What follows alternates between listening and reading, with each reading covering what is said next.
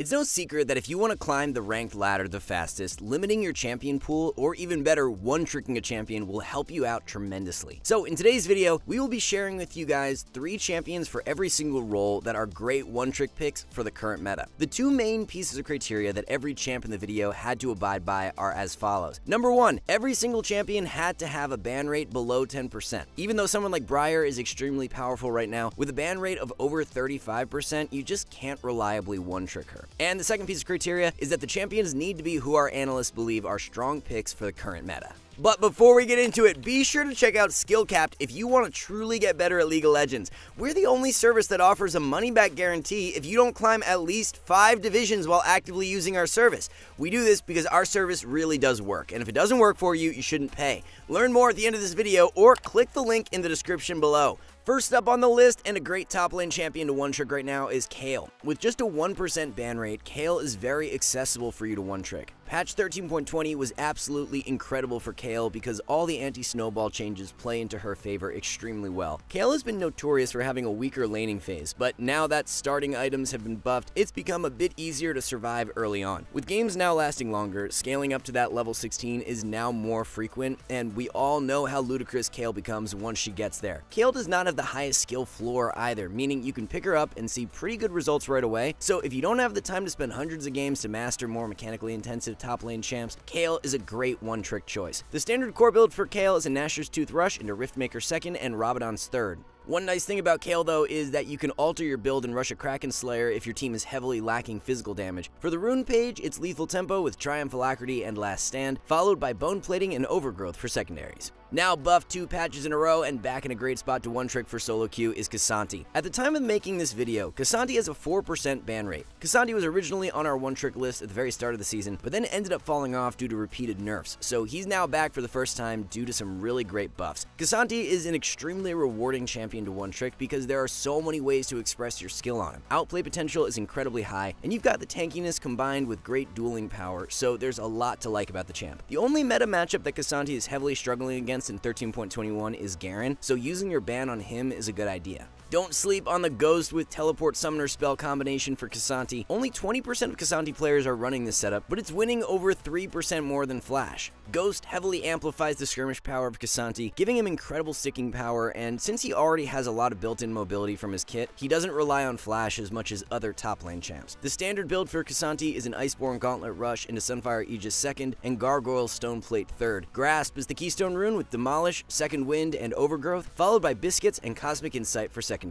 For our final one-trick selection up in the top lane, rounding out the top 3 is Gwen. Ban rate of Gwen is sitting around a very low level of 2% right now. Very much like Kayle, Gwen has been loving the recent anti-snowball changes, as she's a champion who scales very well with items. The dueling power of a Gwen with a couple of items is incredibly scary, and with less snowballing in the game, it lets her reach that spike more consistently. The true damage coming out of Q gives Gwen a lot of value into more tanky top lane picks, and we are seeing quite a few of them make a push back into meta as of recent, which is great for Gwen. What's very unique about Gwen is that you never want to run Flash on her. It's either Ignite with Teleport or Ghost with Teleport. If you are in a matchup where you think you can solo kill early on, Ignite is great. Into a top lane champ with a bunch of built-in healing like Dr. Mundo, the Ignite works great too. If you're not sure if you can kill early on, or if you know you're in a more difficult lane, then running Ghost over Ignite is completely viable as well. There are 2 builds that you can run on Gwen. The Riftmaker setup is going to suit you best into those tank or bruiser matchups, while Rocket Belt works great into more squishy comps. For the rune page, grab Conqueror with Presence of Mind, Alacrity, and Last Stand. Optimal secondaries are Bone Plating and Unflinching. Junglers who scale well and have great teamfight strength have become a lot stronger as of recent, and Lilia is one of them. With a ban rate of only 2%, Lilia is the perfect jungler to one-trick. There are few junglers that have the same kind of instant impact that Lilia does with her potential from R, while also being able to zoom around and deal a ton of consistent DPS at the same time.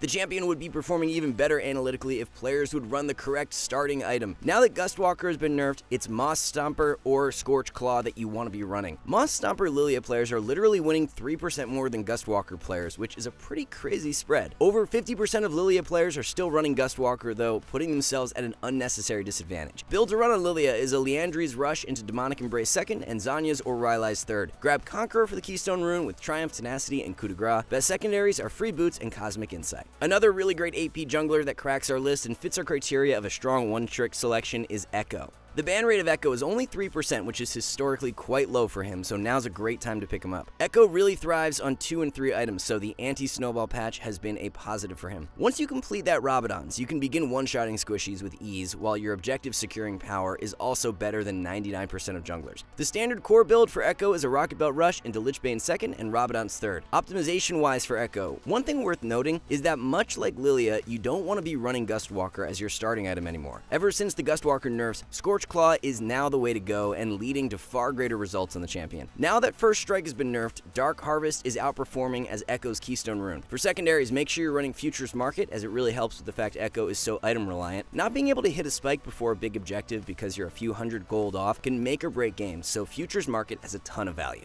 Taking home the 3rd solo carry slot for jungle and rounding out the top 3 is Zac. With Ride increasing the armor and magic resist ratios on pet DPS in 13.20, Zac has been on the rise, and with a ban rate of just 2%, he's a phenomenal one-trick choice. Zac needs to get a few points into his E before he can really begin ganking to his fullest potential, so the fact games have slowed down plays into his hands very nicely. 3 points in E with your ultimate available is where you can really take over games on Zac, as his ability to gank from angles that few other junglers can even think about really sets him apart. The craziest thing about Zac is that he still deals a considerable amount of damage for being a tank. Full combo can deal a decent amount of burst, while the low cooldown on W allows Zac to be a consistent damage threat as well. The build you should be looking to run consists of a Sunfire Aegis Rush into Radiant Virtue 2nd and a situational tank item 3rd. For the rune setup, it's Aftershock with Font of Life, Conditioning, and Revitalize, followed by Free Boots and Cosmic Insight for secondaries. Moving on to the mid lane now, our first one-trick recommendation is going to be Orianna. Due to the repeated buffs throughout Season 13, Orianna is back in the top tier spot for solo queue, and with a ban rate of just 6%, she's extremely good to one-trick. The best part about Orianna is that she really doesn't have any absolutely terrible matchups, and especially if you run teleport, hitting high CS scores and scaling into that mid-game is achievable every single game. The instant impact with Orianna ultimate makes the champion very rewarding, and her teamfight around key objectives is extremely powerful. Optimal ball movement in different situations is something that will take you a bunch of games to get used to, so don't be discouraged if you lack immediate success on Orianna. The build to run on Orianna is a Luden's or Liandry's Rush into Archangel's 2nd and Zanya's or Shadowflame 3rd. Phase Rush is the best keystone rune when you are playing into more melee-heavy dive comps that are trying to get on top of you, while Airy is going to be best into more ranged heavy comps. Another mage who's really shot up in power as of recent, and our second one-trick mid laner is Ziggs. Ban rate of Ziggs right now around the 10% mark, so he barely makes the cut for the video. The recent buff to Ziggs' Q splash radius allows him to land more consistent poke in lane, which can lead to more pressure than he'd be able to obtain before. Being a champion who is 100% skill shot reliant, one-tricking Ziggs is a great idea because it will help fast-track your way to consistent success on the champ. The long range of Ziggs' Q makes him a very safe laner, as you're able to farm from a ways away, which means even if you're in more difficult lanes, as long as you keep your distance, the enemy can't actually punish you as much as they'd like. This allows you to be really consistent on Ziggs with your farm and be able to make an impact in every single game.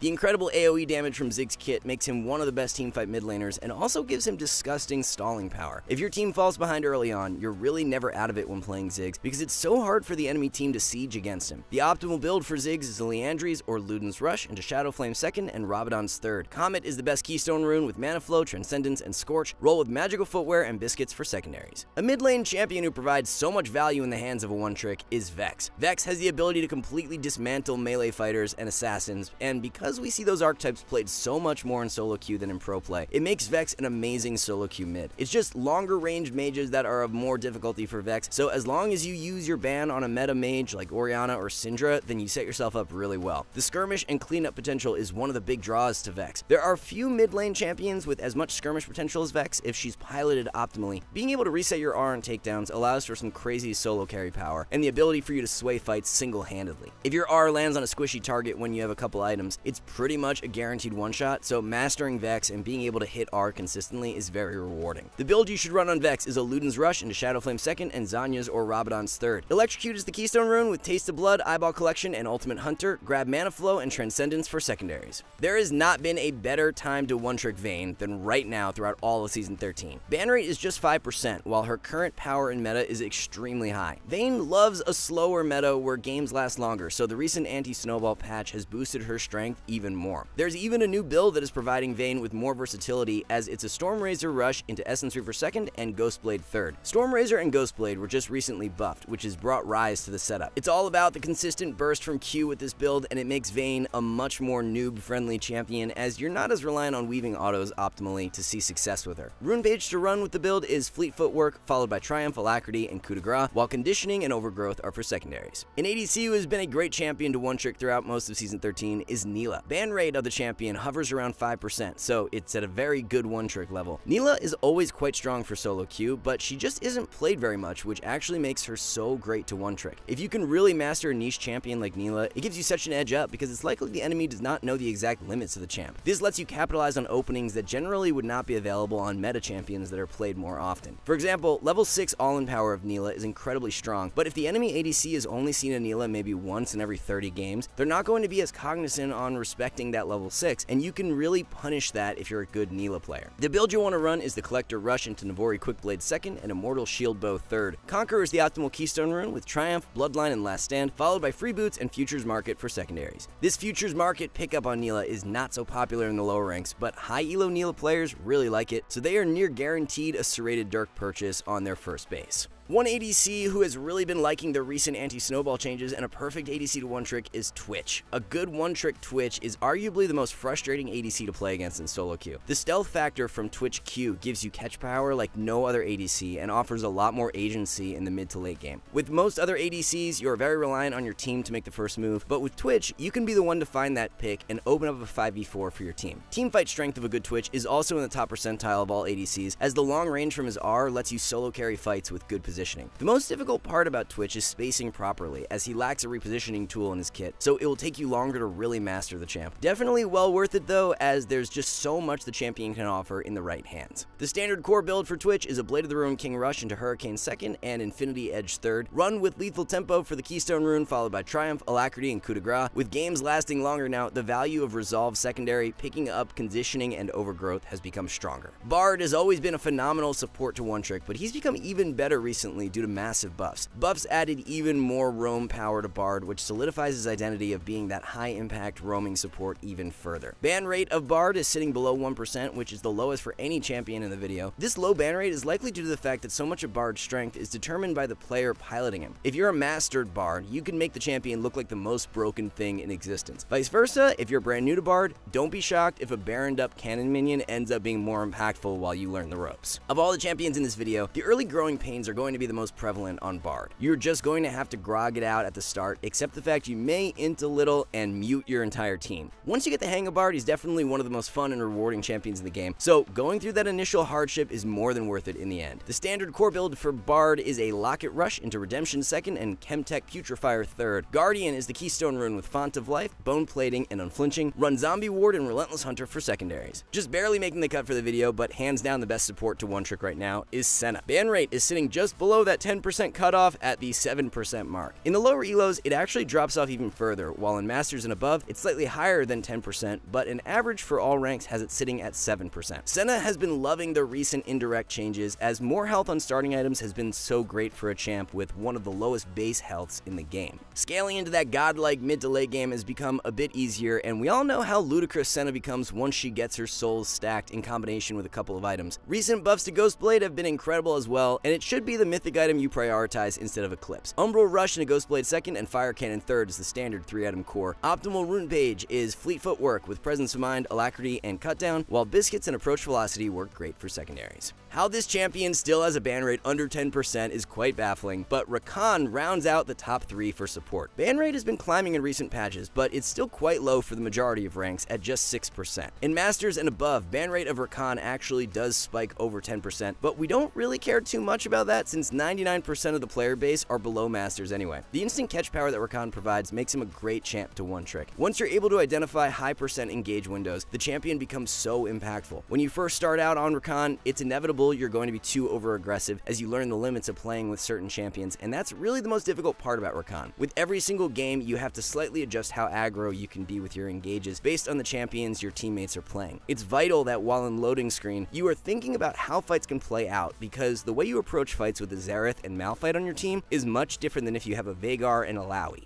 With higher range champs, you can fish for those more aggressive plays, but with lower follow-up, oftentimes sitting back more and looking to peel your carries can be of better value. Build for Rakan consists of a Radiant Virtue Rush into Redemption 2nd and Knight's Vow 3rd. Guardian is the Keystone rune with Font of Life, Bone Plating, and Unflinching. The best secondaries are Zombie, Ward, and Ultimate Hunter. Alright guys, before we wrap this up, let's tell you a little more about SkillCapped. So, we offer a 5-division rank up guarantee, and think that's a pretty crazy thing to offer. It's like a gym membership guaranteeing you'll get ripped. Your local gym would go bust if they offered that, right? Not us. We've offered this for years because our service really does work. It works so well, in fact, that we're able to produce by far the largest catalog of premium league guides on the internet. We add over 20 videos a week, with over 1,600 guides curated into over 100 courses no one can compare. We've also sent Challenger players into ELO Hell 714 times and counting, where they commentate how to carry live. They also respond to all questions asked. Sign up today for as little as $6.99 a month if you are serious about improving. So there you have it guys, a brand new update on the best one tricks for every single role. Thanks so much for watching, good luck in solo queue, and we'll see you back soon.